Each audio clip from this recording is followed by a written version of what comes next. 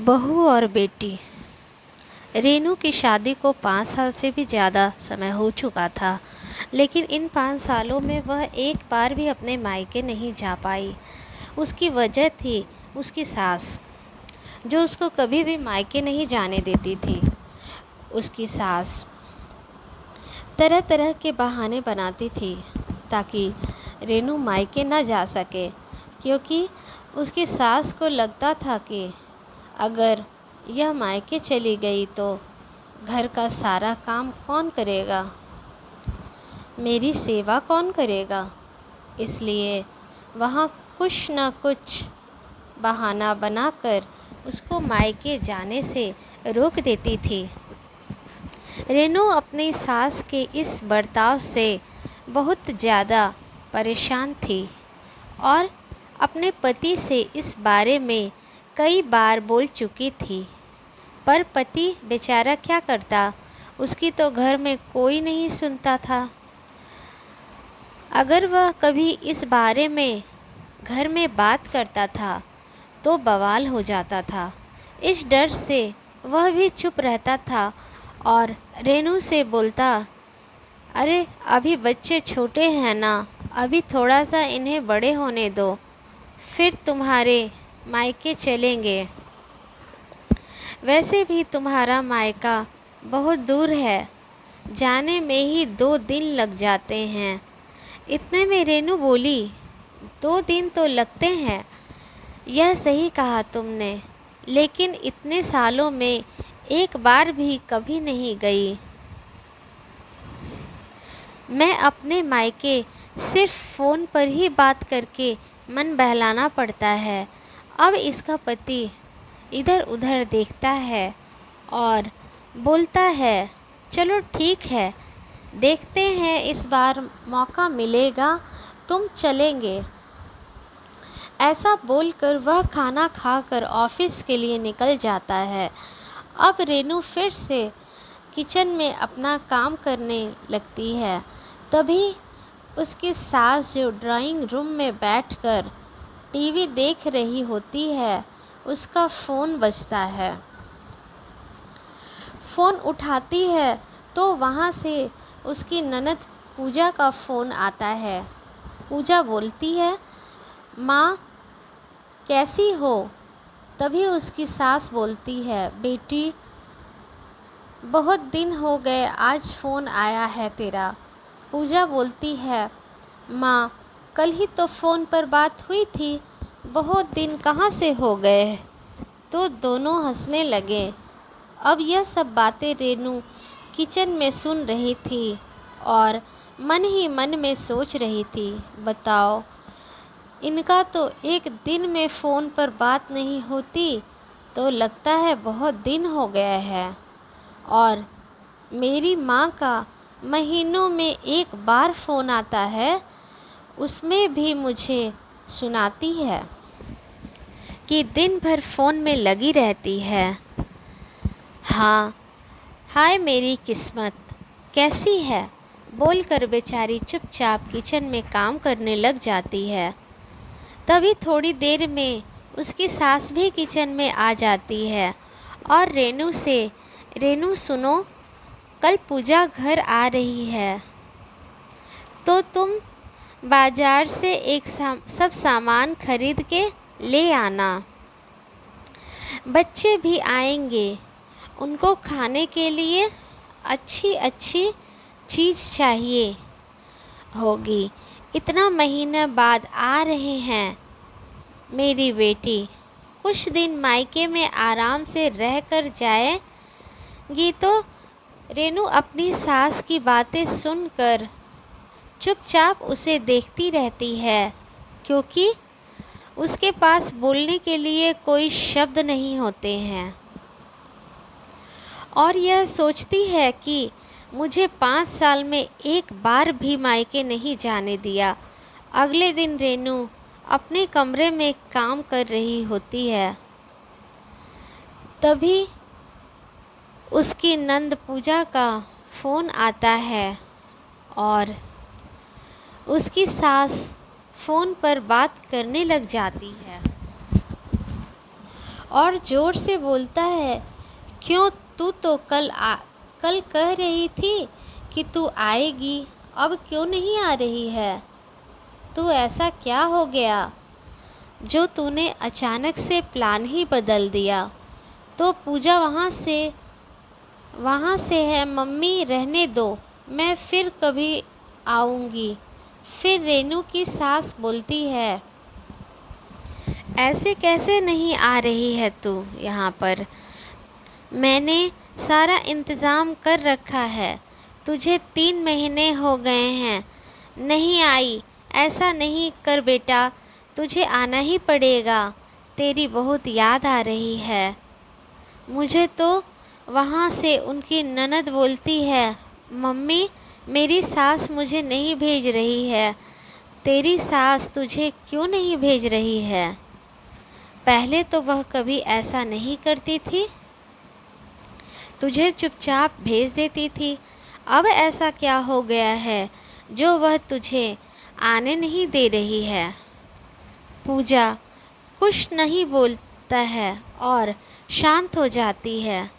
रेनू की सास बोलती है, मैं तेरी सास से बात करती हूँ, और फ़ोन काट देती है और तुरंत पूजा की सास को फ़ोन मिलाती है तो उसकी सास फ़ोन नहीं उठाती है। अब रेनू की सास को बहुत ज़्यादा गुस्सा आ जाता है और अब यह सब रेनू चुपचाप साइड में खड़ी होकर सुन रही थी। इतने में ही उसकी सास उसके पास आकर, देखो तो कैसी सास है, मेरी बेटी को मायके नहीं आने दे रही, और जब मैं फ़ोन मिला रही हूँ तो मेरा फ़ोन भी नहीं उठा रही है। एक काम करती हूँ, कल मैं ज़रा पूजा के ससुराल होकर आती हूँ, मैं भी देखूँ ज़रा माजरा क्या है। ऐसा बोलकर अगले दिन रेनू को साथ लेकर वह अपनी बेटी के ससुराल पहुँच जाती है। जब वह ससुराल में जाती है तो उसकी समाधन उसको बहुत प्यार से उसका आदर सत्कार करके उसको घर में बैठाती है और कहती है, आओ समधन जी, कैसे हुआ अचानक आना?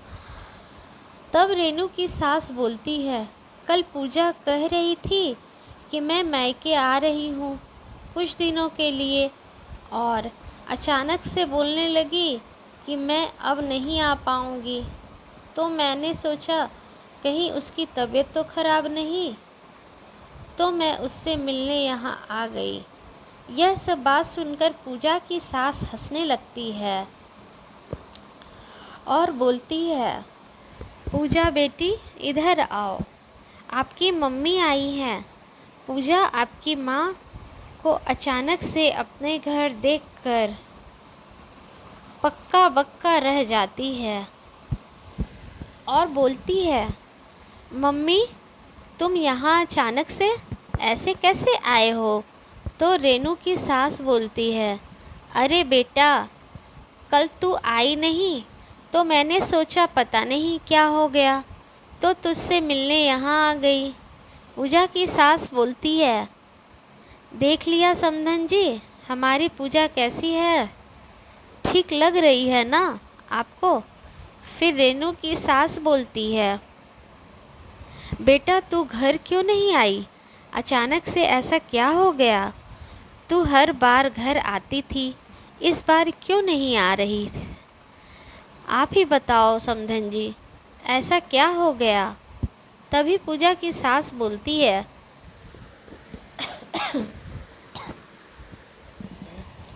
अरे पहले चाय बिस्किट तो लो, फिर बात करते हैं।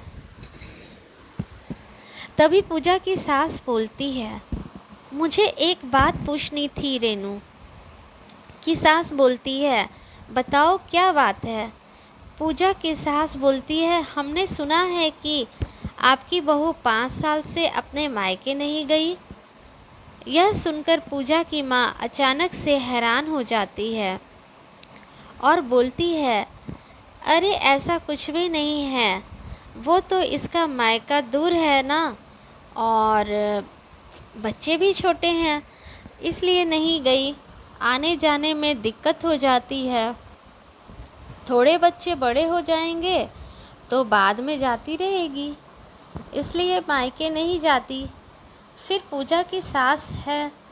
लेकिन एक बात बोलूं, हमारे मोहल्ले में आपकी बहू की कोई मायके की रिश्तेदार यहाँ अभी नई नई किराए पर आई है।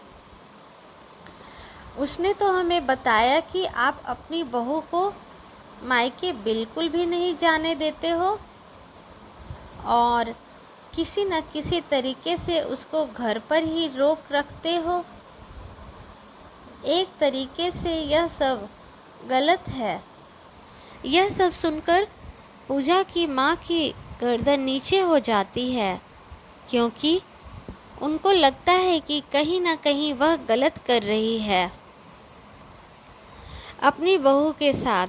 फिर पूजा की सास बोलती है, देखो समधन जी, अगर आप अपनी बहू रेनू को 5 साल से एक बार भी अपने मायके नहीं जाने देती हो और वही आपकी बेटी मायके नहीं आई तो आपको इतना बुरा लगा, तो सोचो रेनू के माँ बाप का कितना मन करता होगा अपनी बेटी से मिलने का। वह केवल फ़ोन पर बात करके ही अपना दिल बहला लेते हैं। अगर हम किसी को ऐसे घर में कैद करके रखेंगे तो एक ना एक दिन वह कहीं ना कहीं विद्रोह कर देगा। आपकी यह हरकत सही नहीं है। आप अपनी बेटी को जितना प्यार करती हो उतना ही प्यार अपनी बहू को भी करना चाहिए।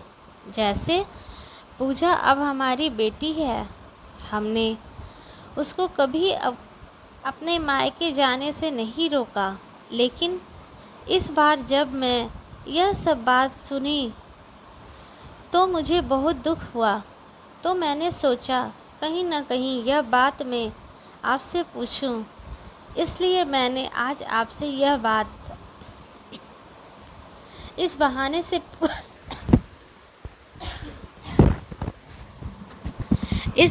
से पूछ लिया।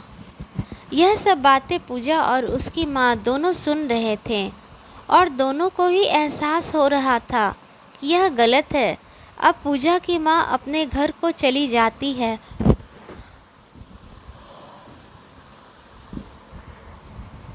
और कमरे में बैठकर मन ही मन सोचती है, मैं अपनी बहू के साथ गलत किया, आज तक उसको मायके नहीं जाने दिया। और फिर थोड़ी देर में रेनू को अपने कमरे में बुलाती है और बोलती है, रेनू बेटा एक काम करो, अभी बच्चों की छुट्टियां भी पड़ रही है तो तुम कुछ दिन मायके हो चली आओ, क्योंकि फिर पूजा भी आएगी तो फिर तुम्हें टाइम नहीं मिलेगा। मैं सोच रही हूँ। अपनी सास की यह सब बातें सुनकर हैरान हो जाती है और मन ही मन बहुत खुश हो जाती है। अब शाम को जब उसका पति घर आता है तो वह अपने पति को बोलती है, आज तो माँ जी ने मुझे मायके जाने की इजाज़त दे दी है, जल्दी से पैकिंग करो अब। उसका पति भी यह बात सुनकर हैरान हो जाता है और कहता है, मम्मी ने यह सब कैसे बोला? वह तो तुम्हें बिल्कुल भी जाने नहीं देना चाहती है, मुझे यकीन नहीं हो रहा है। तभी रेनू बोलती है, तुम छोड़ो, मैंने तो तुमसे 100 बार बोला था, लेकिन तुम्हारे बस का नहीं था। अब माँ जी ने मुझे इजाज़त दे दी है, अब तुम भी जल्दी से अपने ऑफिस से छुट्टी की एप्लीकेशन दे दो और इस बार कोई बहाना नहीं चलेगा। इस बार हम सब मेरे मायके जाएंगे।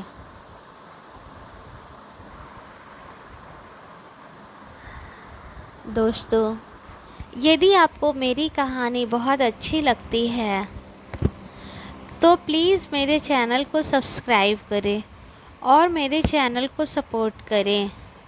मैं ऐसे ही अच्छी अच्छी कहानी आप सबके लिए लाया करूँगी।